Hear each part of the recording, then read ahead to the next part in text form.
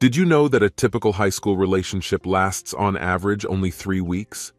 But Katie Thomas and Greg Hollander surpassed this statistic, having lasted more than 40 years. They met when Katie was a freshman and Greg was a sophomore, and from that moment on they were inseparable. It seemed that their love was timeless and remained pure. I can personally confirm this, as Katie and I have been happily married for 30 of those years.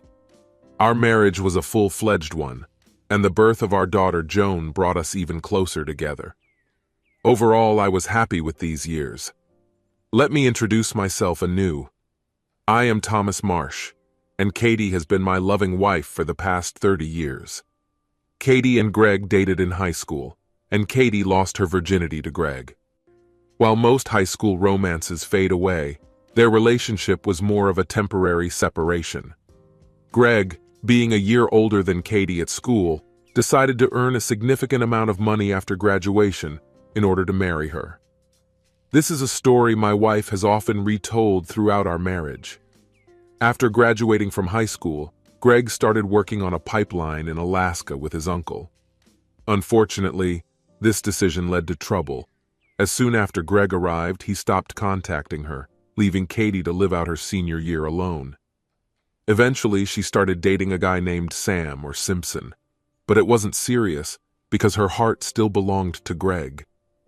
Kat waited patiently for him. Greg seemed to enjoy his nomadic life working on the pipeline, believing that Katie was waiting for him to get rich and hug her on his return. But this did not happen. Everything changes, and life goes on. Katie went to college, got her degree, and met me at a party when she was 24. I was 29, I was a little older, but we were a great couple. I fell in love with her instantly and thought she felt the same way. Our marriage was normal, except for a slight hitch when a letter arrived 2 days before the wedding. Like a prodigal son, Greg was returning home and wanted to meet Katie. Fortunately, her mother convinced her not to return to him, saying that she had a new life ahead of her, and it was not worth wasting time on him. Katie later got married and became my wife, Mrs. Katie Marsh. Greg arrived too late and found that Katie and I had already gone on our honeymoon. Overcome by despair, he decided to join the ranks of the Marines. As soon as the honeymoon was over, we started a new life together. Katie worked as a nurse, and I became an insurance agent for a large insurance company. Although my job wasn't particularly exciting, it provided stability and allowed me to pay the bills. Our marriage was strong, but there was one small problem that kept coming up. Greg started texting with Katie, and she was happy to reply to him. When I questioned the need for their communication, she became defensive, insisting on her own. "Oh, Tom, don't be jealous. He's an old friend from the Marines who's not married, and I'm just trying to keep him in the mood." I couldn't pretend that I didn't know about their regular exchange of letters. Despite attempts by her family and me to convince her to stop, she continued to write to him. It was only when she received a letter informing her of his marriage that the correspondence stopped, and this calmed me down. Over the next 3 years, Katie received only 3 Christmas cards from Greg. During this period, our daughter Joan was born, and my wife and I worked tirelessly to build a house and a farm. Life was good in those days. We worked together to raise the child and take care of him, but, as always, something disrupted our happiness. One day, Katie received a letter from Greg that she had never mentioned. I assumed she was texting Greg again, but I chose not to pay attention to it. He was there, free, fighting for democracy, and I stayed at home and took care of the welfare of my family. If they wanted to correspond, it was their business, regardless of my feelings. Eventually, Katie started sharing the information she got from Greg. He divorced his first wife and remarried, and also went into battle and had high awards. I listened with half an ear while Katie proudly talked about her soldier, but then corrected her, reminding her that he prefers to be called a Marine. Listening to her talk about him made me feel deeply sad, but I hoped that one day she would let him go and focus on her family. Unfortunately, that day never came. Greg, a former Marine with 30 years of experience, 3 failed marriages and enough medals to match General Patton seemed to only become more charming to my wife over the years, while I felt that I was getting older and more predictable. My only wish was for Greg to move away from us after he was fired, but to my horror, he didn't. And here we are. Our daughter Joan has already grown up and is happily married to Frank Campbell, and soon they will have their first child. As I approach 60, I look forward to turning 65 to retire and quietly enjoy the remaining years. Katie still looks as amazing as ever and is able to make my heart beat faster, but I had no idea that the tranquility of my life was about to be disrupted. When I returned home one Thursday, Katie greeted me, dressed to the highest standard, and informed me that dinner had been ordered for 7 o'clock. At first, I panicked, thinking that I had forgotten about an important date, but after a quick mental calculation, I realized that this was not the case. I headed to our bedroom to freshen up, hoping to at least match Katie's elegance to some extent for the evening.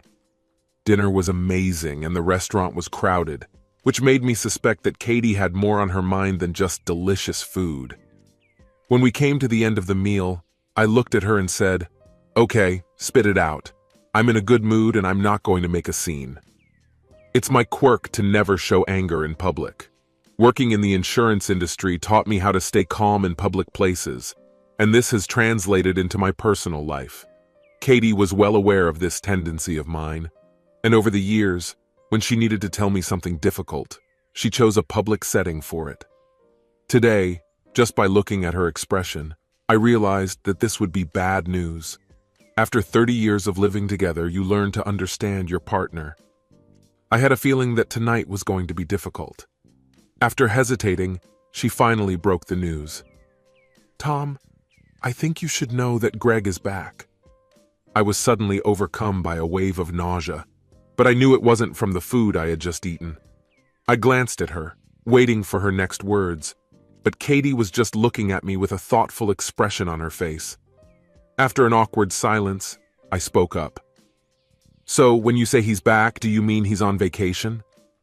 She slowly shook her head and replied in a low tone, "No, Tom, he's not on vacation. He was discharged from the army and he bought a house 2 streets away from us." When my anxiety increased, I hurriedly interrupted, "So he's moving in with his 3rd wife, right?" She gently replied, "No, actually he got divorced again, and this time he had to give up part of his pension because of her."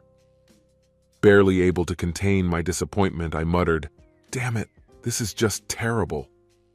The customer sitting next to me looked at me in amazement. I was swearing not because Greg lost part of his pension because of his ex, but because he moved closer to us, and I wanted to know the reason for his action. My curiosity grew as I became more involved in the conversation.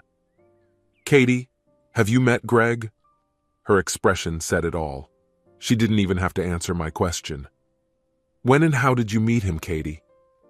She looked a little depressed as she answered, "Yesterday he came to our house to tell us that we are now neighbors." My heart was pounding, but I continued the interrogation, afraid of what I might find out.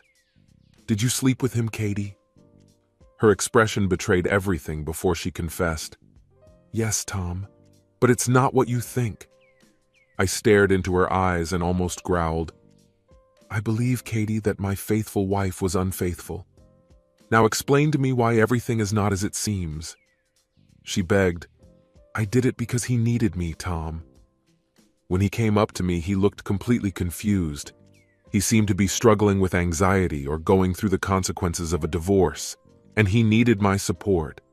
"I care about you, Tom, but I realize that I still have feelings for Greg," Katie said. "The situation is as follows. My wife had an affair with Greg, who manipulated the situation using his post-traumatic stress disorder and divorce as a way to regain Katie's affection and intimacy." I looked her straight in the eye and expressed my thoughts with a firmness that I had never shown in our relationship before. "Katie, the damage is done. We can overcome this and get our lives back, but you must never sleep with him again. Do you understand the seriousness of this?" She looked at me with tears in her eyes and said softly but firmly, "I can't make that promise, Tom." I love him, and he relies on me more than you do." I was shocked by her words, but I understood that it was inappropriate to discuss our personal affairs in a public setting. I signaled the waiter to bring the bill. 10 minutes later, we were sitting in the car on the way home when I brought up the subject again. "Katie, how can you sleep with him when you have a husband? Have you forgotten the vow we made to each other almost 30 years ago?" I reminded her about leaving everyone else. Tears welled up in her eyes when she confessed, "I'm sorry, Tom, but he needs me, and we found each other again. I can't stand the thought of losing him or you." I was at a loss. I couldn't think of anything that would make her give up on him. Disappointed, I asked, "Well, what do you suggest? Maybe we should take turns spending time with you?" She came out of her emotional state and suggested, "How about a vacation, Tom?" I was puzzled by her sudden change of subject. "Tom, do you remember 18 years ago when you decided to take a year off to get a master's degree? You successfully completed the program and then returned to your previous position without any problems," she said. I shook my head in disappointment. "Katie, how can you compare my professional development, which ultimately benefited both the company and my family, with your connection with this person, which is beneficial only to you too?" Parking at my entrance and turning off the engine, I could not get rid of a feeling of hopelessness. Katie gently reached out and stroked my face, her eyes pleading with me. "Tom, I missed my last year of school with Greg. If I had this year, maybe we wouldn't be in this situation today. Give me this year, and together we can get rid of Greg. I promise to be the best wife for you. Please, Tom, I need this time." Her words caused me a mixture of emotions: sadness, pain, shock, and despair. I had the urge to grab Katie by the neck and squeeze until her eyes went dark. But then I thought about the consequences. I remembered stories about how men in prison lost their freedom and property because of jealousy.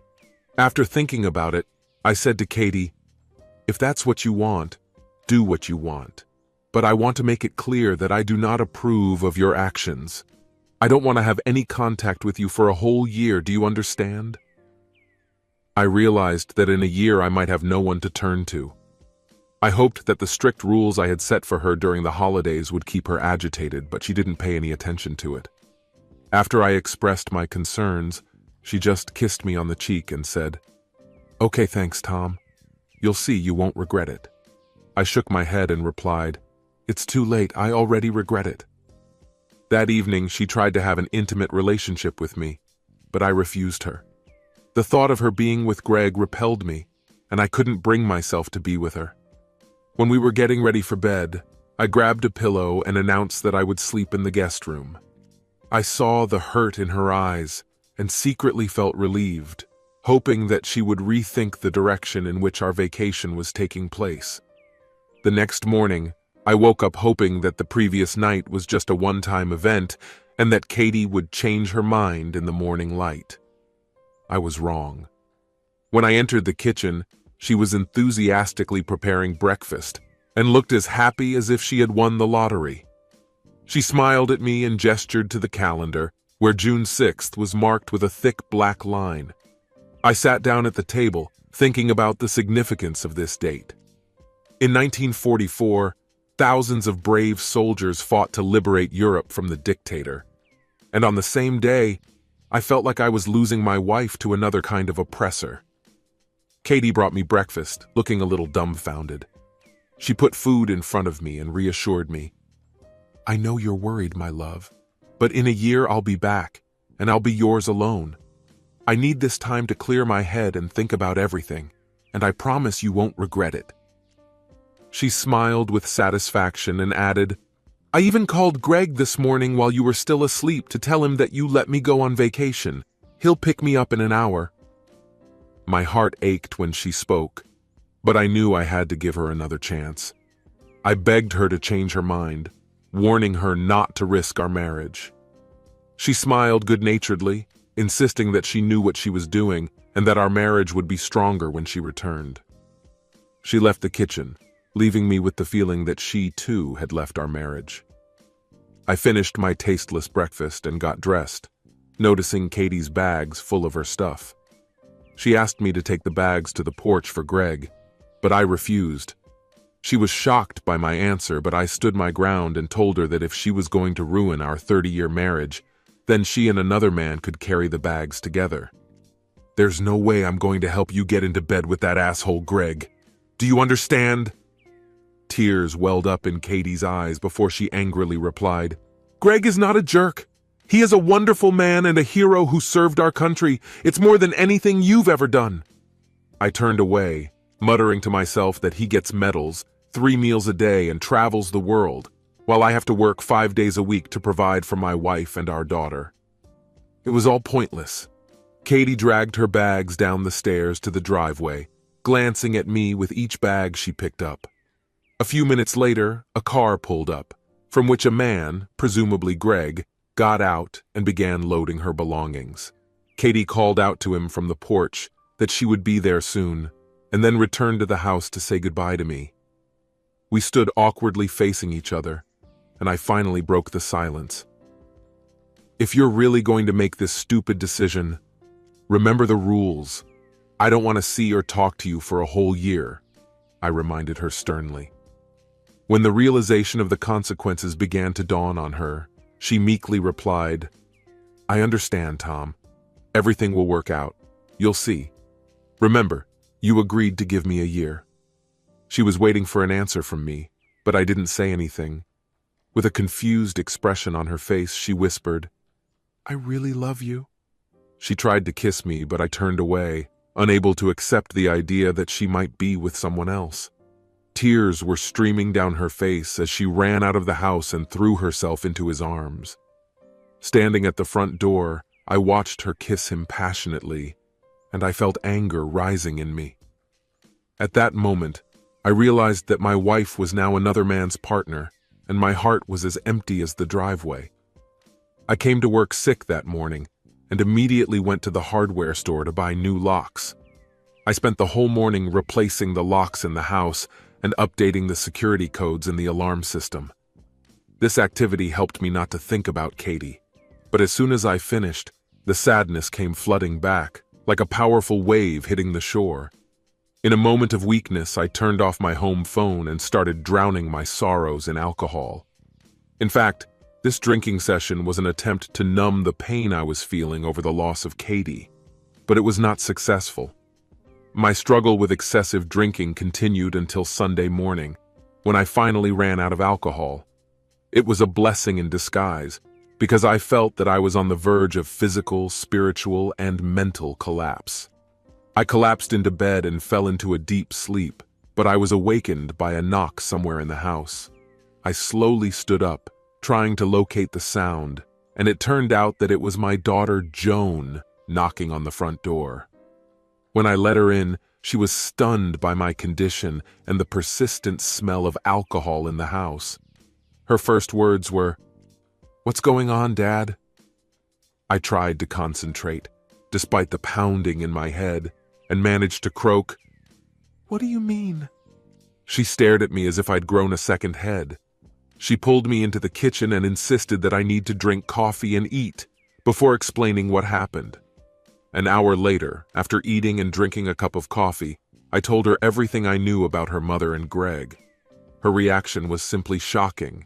She said she couldn't understand why her mother wanted to give up our marriage to be with her high school boyfriend. I agreed to leave the affair between them on its own. When she asked me what I planned to do next, I admitted that I would go to a lawyer the next day. She looked sad and suggested that her mother's actions might be caused by a mental disorder. I looked at her with a blank expression and replied, "I have no idea, Joan." There was a sadness on her face that I had never seen before. "I'm at a loss, Dad. I want to advise you to think about it, but honestly, it seems like the best way out," she said. Joan stayed with me for a few more hours and cooked dinner, which I had to eat later. When she left, she kissed me and apologized again. Before she left, I asked, "Why did you even come here today?" She looked me in the eye and explained that my mom had called and asked her to check on me without revealing the reason. I nodded in understanding, thanked her, and asked her to drive carefully. I consulted with a lawyer on Monday. My suspicions about Katie were confirmed, and the divorce was filed in my favor, since she refused to cooperate, which could have saved me from splitting my pension. But other assets had to be taken into account. I realized that a break in my relationship with Katie might be useful for liquidating these assets. The next 3 weeks passed quickly, and I was surprised at how easily I adjusted to being alone. I felt that a weight had been lifted from my shoulders, and I was no longer burdened with responsibility for another person. It wasn't until the middle of July that I saw Katie again, or heard about her. On Saturday evening, I decided to have a few drinks at Flynn's, an elegant tavern in our city. When I was sitting at the bar, they came in hand, exuding youthful love. Their intense passion for each other was so overwhelming that they didn't even notice my presence. Watching them closely, I turned my attention to Greg. He had a muscular build and moderate attractiveness, so it was easy to understand what attracted Katie to him.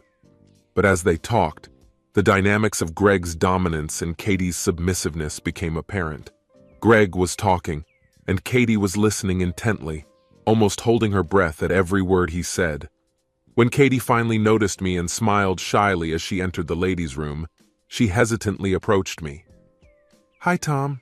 How are you?" she asked. Despite wanting to ask her to leave, I kept my composure and replied, "About as good as you can expect when your wife leaves you for some scumbag. How can I help you?" Her embarrassment at my sarcastic tone hadn't gone away yet, but she continued, "Tom, I need to pick up some personal items from our house. My key didn't work when I tried to enter the house the other day." Keeping a friendly tone, I replied, "Katie, you shouldn't have tried to enter the house since you don't live there anymore." This statement seemed to puzzle her, and she looked at me with a puzzled expression on her face. Then I suggested, "I think you should go back to your boyfriend before he gets worried." Seeing tears welling up in her eyes as she left, I returned to my drink, focusing on more pressing matters.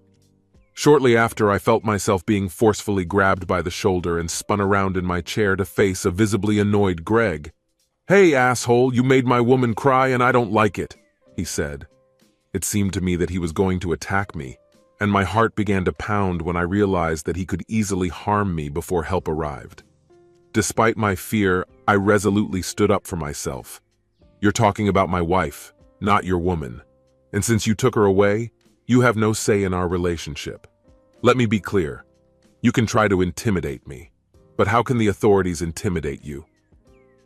I could see the gears turning in Greg's head, and I knew he wasn't the sharpest tool in the barn, but it was enough to spur my verbal attack. "Now you have to make a choice. Option 1, hit me and end up in jail for a couple of years. Option 2, get out of my sight and go sit on your lazy ass," I said. My heart was pounding in my chest and the voice in my head was screaming, "Why did you provoke him? He could have hurt you." Despite my fear, I maintained a semblance of confidence while Greg considered his next move. Fortunately, the manager intervened and asked what was the matter. Greg looked at him and waved his hand, retreating to Katie. They paid the bill and left soon after. As I drove home, thoughts of what things Katie wanted to pick up from home haunted me, prompting me to contact her and ask. After spending about 3 hours unsuccessfully searching through cupboards and drawers, I finally decided to pull out her boxes. Under the boxes, I found letters from Greg addressed to Katie. When I read them, it became obvious that this relationship with Greg had been planned for a long time. One of the letters, dated 5 years earlier, spoke of his desire to be with Katie when he returned home, and that she missed him as much as he missed her. "It is necessary to find a way to get rid of a weak husband," the messages read. They were like a cheap novel filled with descriptions of what he planned for Katie, or their school memories. After reading all these messages, life without Katie began to seem more bearable. I didn't hear from Katie until my birthday on September 1st. When I got home from work, I found a pot with a lid and a greeting card on the porch. Inside, I found that she had made my favorite stew. The postcard expressed her love for me, despite the fact that we allegedly did not communicate. She assured me that she dreamed of being together and promised that he would leave by the end of the year. She begged me to continue to love and support her. Since Katie left, my daughter Joan has been watching me closely. She called me on my birthday and after some chatter finally revealed the true reason for her call. "Dad, you know I'm due in 3 weeks, right?" How could I forget about the impending birth of my first grandchild? "Yes, I know, dear. You and Frank must be worried." The momentary silence during our conversation made me wary as she continued, "Dad, Frank and I had dinner with Mom and Greg." I was surprised to hear that my mom wanted to be present at the birth of my child with Greg. "I understand that you and Mom have decided not to communicate for a year, but could you make an exception for me, at least this time?" asked Joan. I was taken aback to find out that Joan and her husband were having dinner with them, but I didn't want to spoil the special moment of her firstborn's birth. I reluctantly agreed, telling Joan that she could come and take Greg with her if necessary. Joan quickly corrected me. "He's actually quite a decent guy and brings Mom a lot of joy. I haven't seen her so happy in a long time." I was shocked by this realization. A wave of anger swept over me and I blurted out, "Your grandmother called him a jerk years ago. Nothing has changed. It's incredible how you just had lunch together and now you're defending him," I said. "I do not know what his intentions are, but I am afraid that he will tear my family apart." "I'm curious. When are you planning to start calling him Dad?" I asked. She spoke hurriedly with a note of regret in her voice. "Dad, I'm really sorry. I didn't want it to happen like this. I understand how you feel, and I sincerely apologize," Joan replied. Interrupting her apologies, I replied coldly, "It's okay, forget about it. Listen, I need to cook something in the oven. Behave yourself." She said she loved me and hung up on me. It was then that I realized that my life would never be the same. I decided it was time to act. First, I started liquidating my assets to reduce their value. Secondly, I was working to overcome my fear and return to the world. The following days were filled with stress. I sought legal help in managing my assets and purchased a stun gun for self-defense. I knew I couldn't convince myself to avoid another attack from Greg. In addition, I was planning a trip to Las Vegas in October and started searching the internet for a woman my age who would be interested in a stable, long-term relationship with a good man. As for my property, I was debating whether to spend it or give it away, since my wife no longer lived with me. This newfound freedom in deciding the fate of our property intrigued me and allowed me to imagine various options for the future. When Joan went into labor, I was at work, and my secretary answered the phone. My daughter's husband Frank called me and was happy to tell me that I had a grandson. I congratulated him and immediately went to the hospital. When I arrived at the place, I found out the number of Joan's room and immediately went to her. When I got to the door, I heard her talking to Katie. Joan expressed her fears that Greg might remove me from her father's post. Katie reassured her, "Don't worry, Joan. I won't let that happen." Joan expressed her disgust, saying that Greg loves Katie so much that he will never let her go. Katie described their relationship as amazing, comparing it to school, but now it's even better because they can sleep together. Greg treats her like a princess and satisfies her every night, making their sex life the best she's ever experienced, and that she'll miss him when she gets back to me. I admit that he is an amazing guy, and you are perfect for each other. But I want my child to have grandparents who are together, not divorced or constantly fighting. Please, Mom, you need to make peace with Dad before it's too late. He may not be as interesting and charming as Greg, but he will always be there for you. Greg may seem like a dream boat, but all boats eventually sail away. But Dad is a solid rock that will never leave you if you do everything right. Please, even if you have to beg him on your knees, convince him to take you back. Don't wait too long, otherwise you might lose him," Joan begged. But Katie was sure that when she was done with Greg, I'd be happy to take her back. Despite Joan's doubts, Katie was confident in her decision. Dad has clearly been disappointed since you left him. Are you really ready to jeopardize a 30-year marriage for the sake of a school hobby? Joan said. Annoyed, I entered the room and sarcastically congratulated my daughter on the birth of her first son. I hugged Joan, but deliberately ignored Katie. I admit it was childish to ignore her, but it was becoming a habit. Katie gave me a hostile look, but Joan was delighted and asked if I had seen the baby. I said no, I just came to check on her. Annoyed, Katie finally spoke in a not-too-friendly tone. I looked at her, said nothing, and turned the conversation to Joan. When we were discussing childbirth and possible baby names, Joan's face lit up when she announced that they wanted to name the baby after me. Katie abruptly left the room, and I took Joan's hands and talked to her seriously. I reminded her that her mother and I probably won't make up. I saw how my words affected her. They hurt her deeply. She tried to calm me down. No, Dad. She'll come to her senses soon and come home. Tears welled up in my eyes when I said it. Baby, now I realize that I was never enough for your mother. I felt that something was going to change now. She looked shocked and disbelieving. I explained, I plan to start the divorce process soon as I sort things out a bit. In response, tears flowed down her face. She exclaimed, Dad, I told Mom that she should beg you to come back, but now it's too late, isn't it? I sadly agreed, realizing that I couldn't take her back after her betrayal. I asked Joan to keep this between us for now. We shared a tender moment, after which I promised to come back the next day and left her with the baby. On the way to the children's ward, I found my grandson among the other babies.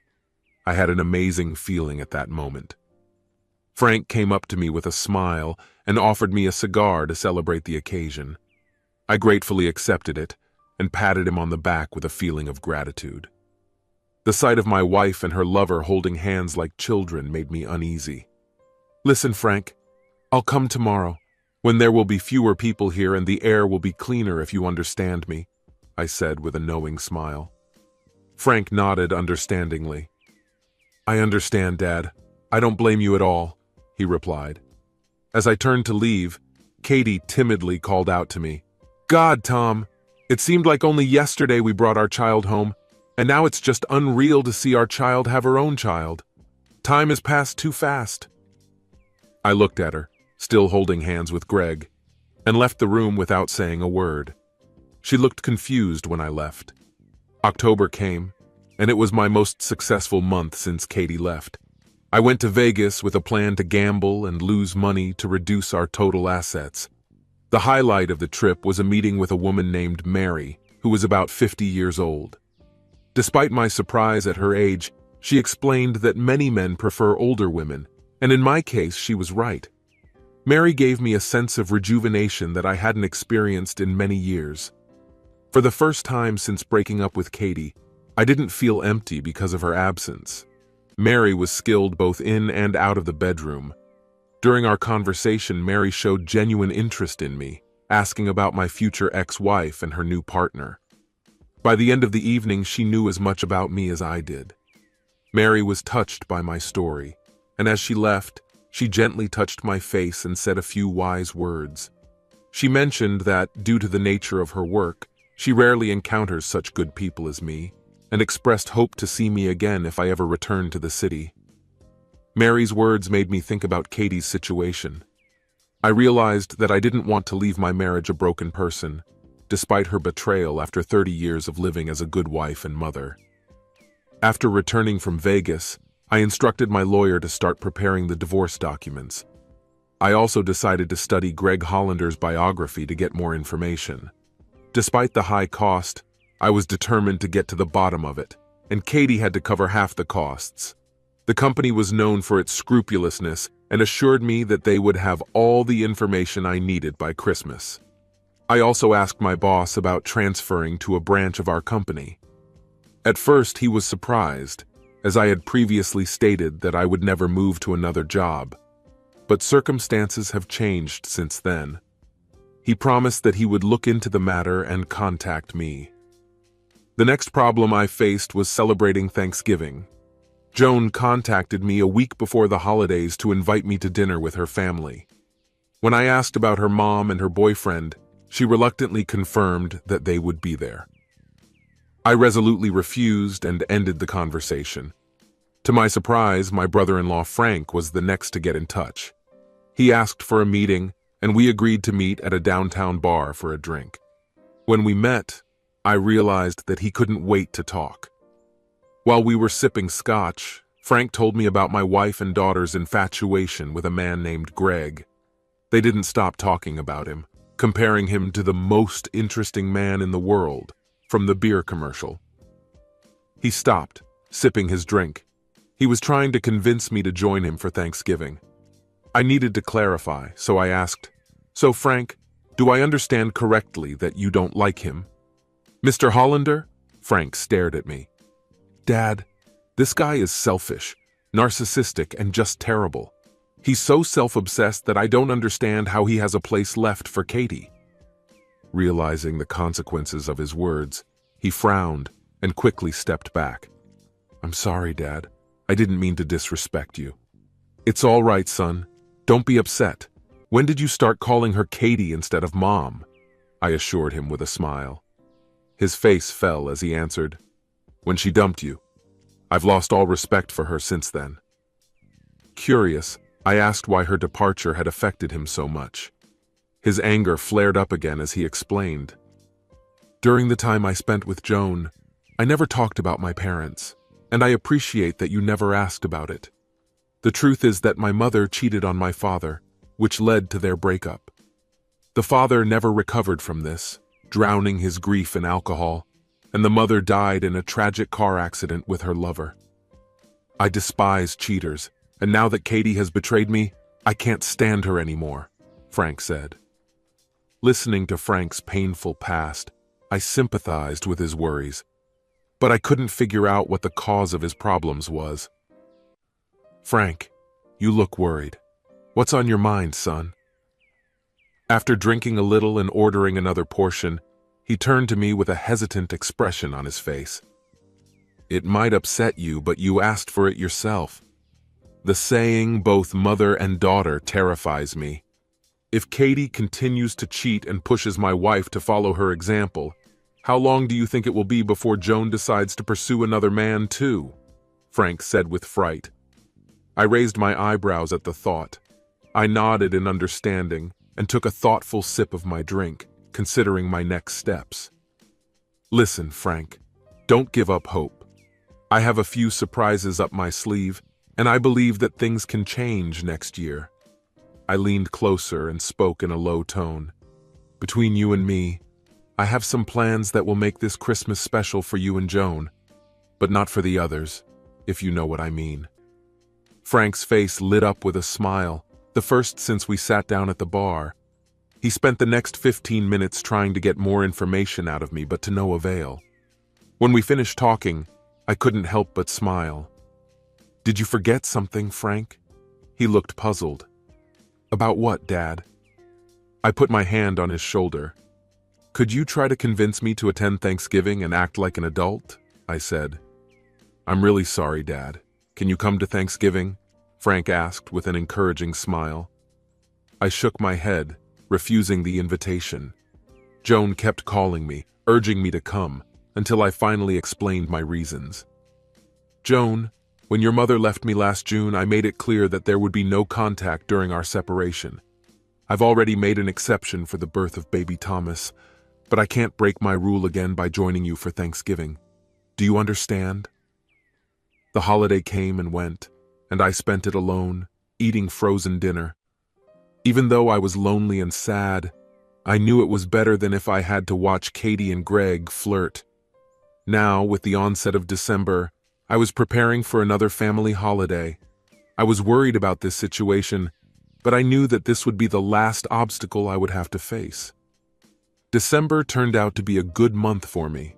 First, the company offered me a job in Spokane, Washington, starting in January, and I accepted. Secondly, the report of the investigation into Mr. Hollander turned out to be amazing. It followed that Greg had been married 3 times, and all his wives had divorced him because of his infidelity. Besides the fact that Greg had 2 children with other women, he also paid alimony for their maintenance. In addition, his last wife received half of his pension in the divorce. Even worse, in the last year of his service, Greg was transferred to a lower position. In general, his financial and moral situation looked very precarious, if not frankly deplorable.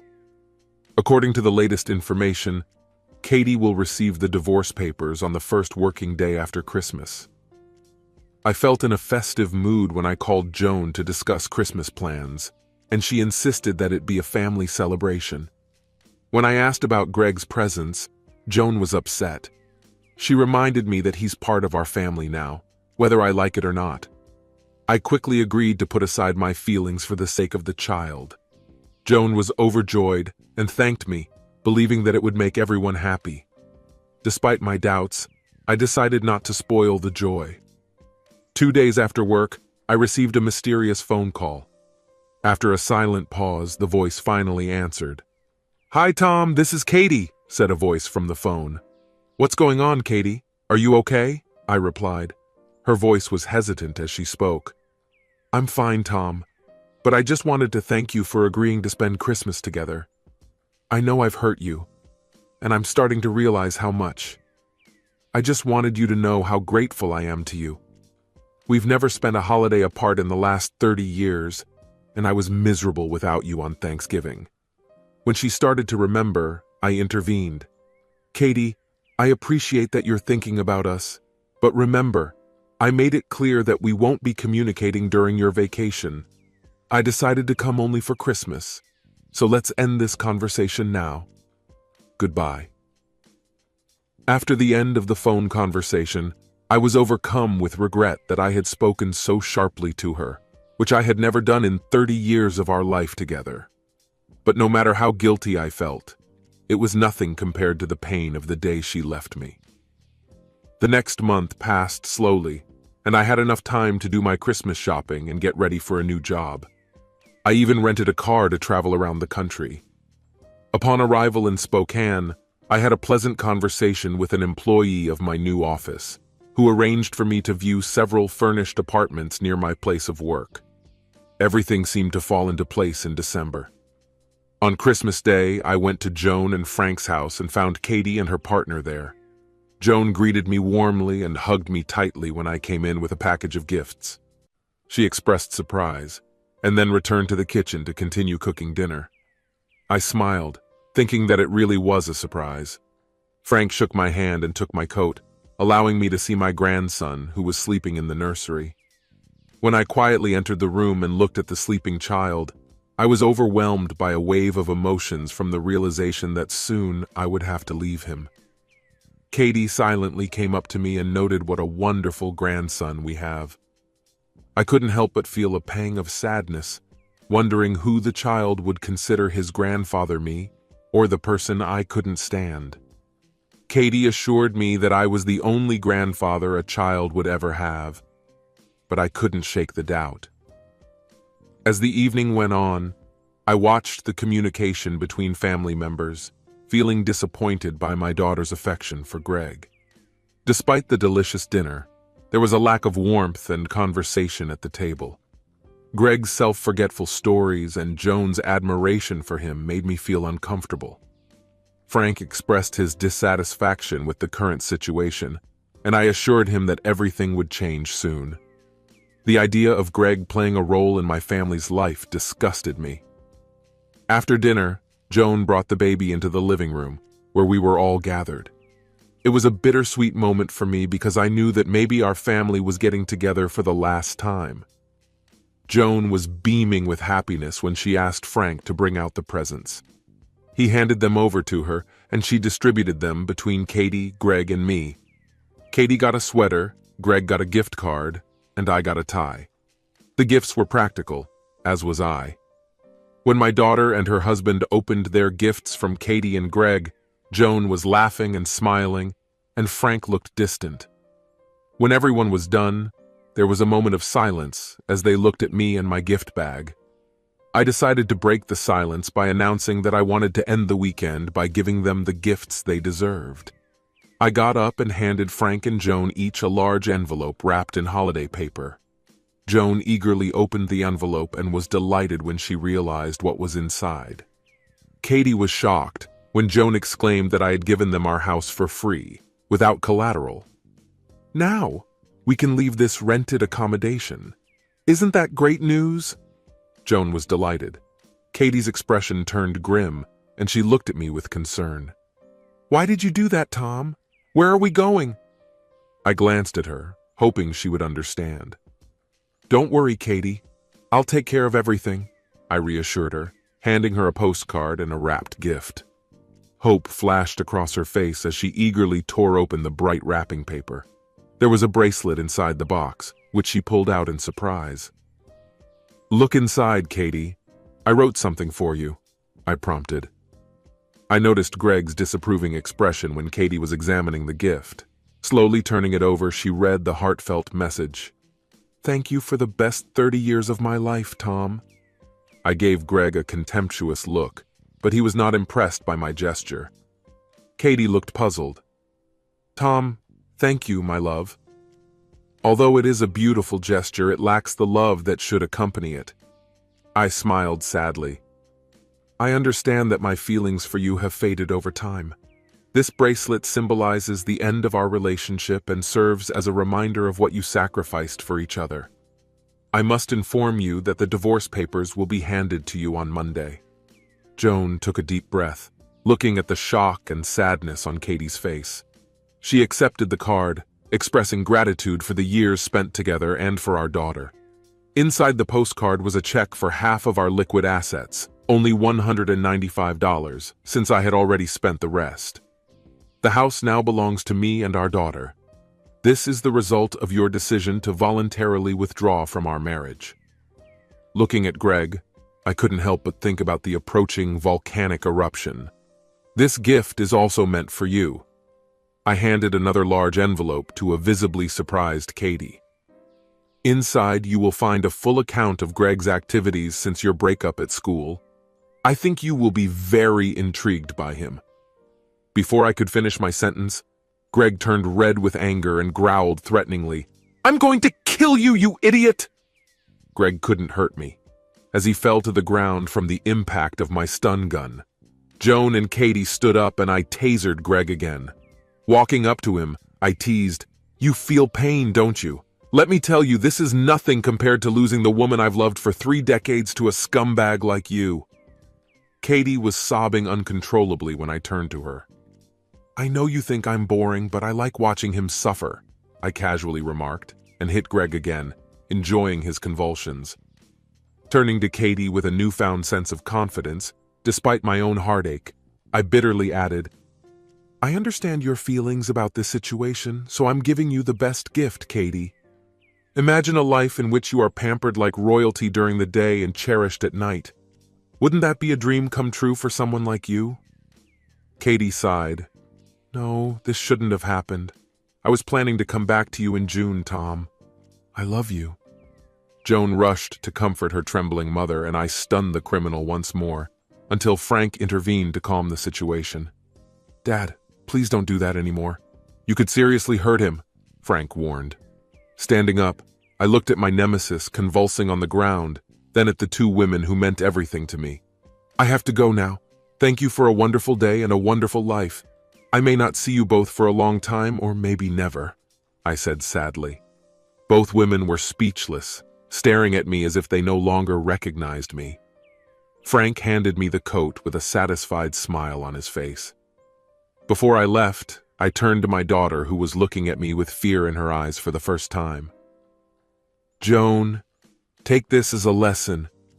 If you follow in your mother's footsteps, you will face the same consequences as her. You will lose everything you hold dear," I warned.